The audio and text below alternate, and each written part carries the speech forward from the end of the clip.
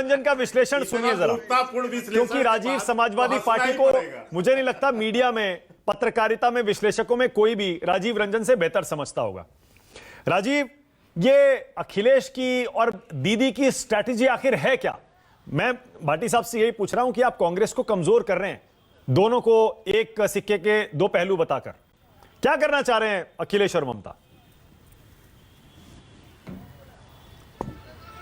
पहली बात तो मानक आप इतना बढ़ा चढ़ा देते हैं मुझे कि एक परफॉर्मेंस प्रेशर हो जाता है। दूसरी बात ये है कि अगर आप देखें मैं आपको एक महीन राजनीतिक बात बता दूं कि कांग्रेस पार्टी और क्षेत्रीय छत्रपों के 2024 के चुनाव को लेने का जो दृष्टिकोण है वो बिल्कुल अलग है।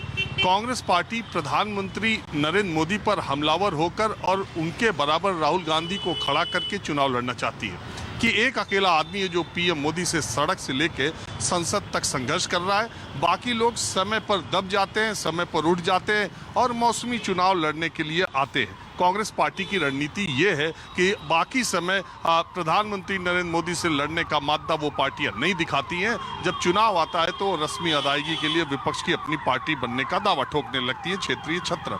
आप कई बार आपने देखा होगा, अभी आपने कुछ दिनों पहले ही देखा होगा कि जेपीसी डिमांड पर जब टीएमसी का रुख कांग्रेस के साथ नहीं था तो कांग्रेस का ये कहना था कि ममता बनर्जी का और टीएमसी का क्या भरोसा, किधर चले जाएं।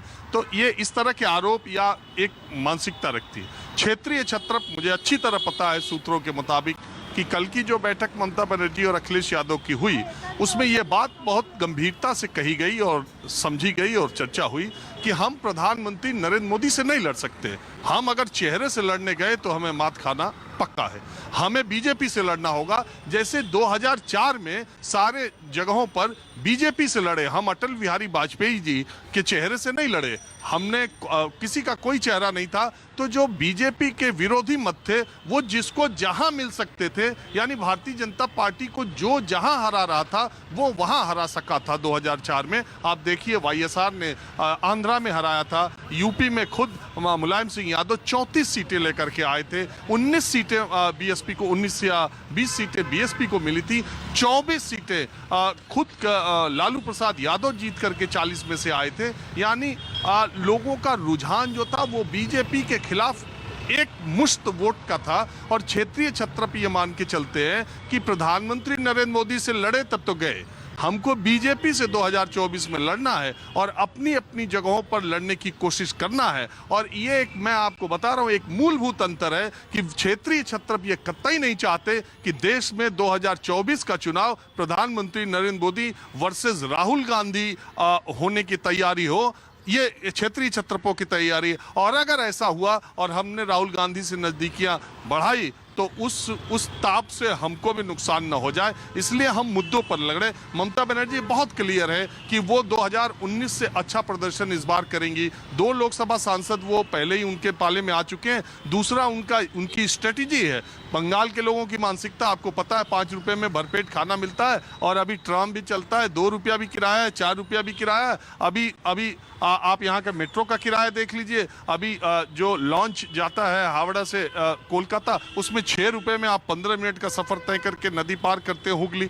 तो अभी यहाँ के लोग 5-10 रुपए का खाना खाने के अभी यहाँ बहुत ही ज्यादा सस्तापन है। और इसके अलावा रूपोश्री, कन्याश्री, इतनी योजनाएं उन्होंने फ्री की ले आ रखी हैं। तो ममता बनर्जी बहुत रिजिड है, बहुत फर्म बिलीफ है उनका कि वो महंगाई के मुद्दे को और बेरोजगारी के मुद्दे को लेकर के इस चुनाव में जाएंगी और ये मुद्दा उनके लिए काफी अहम होगा। और इस बीच वो अपनी सरकार में 2 एक और योजनाओं की घोषणा भी करने वाली हैं।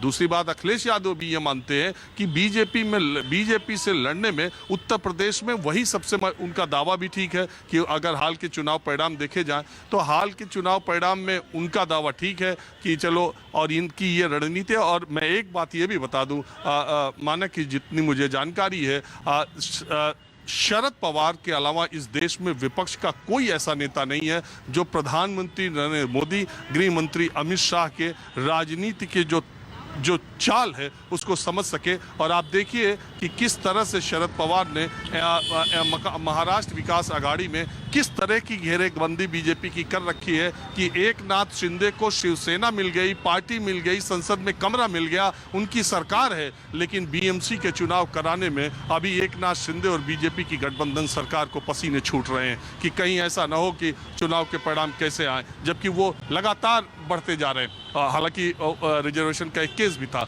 तो शरद पवार ने अपने भी, आप देखिए कितनी सीटें कांग्रेस लड़ती थी, कितनी एनसीपी लड़ती थी, अपनी सीटों को आधा कर दिया और उसके बाद गठबंधन पे तैयार हो गए और उद्धव ठाकरे को ज्यादा सीटें थी। इस तरह की घेरेबंदी अगर विपक्ष पूरे देश में करने में कामयाब हो गया तब तो 2024 का दिलचस्प मुकाबला होगा और ये कहा ही नहीं जा सकता कौन जीतेगा कौन हारेगा। ओके, बहुत धन्यवाद राजीव इस विश्लेषण के लिए। संगीत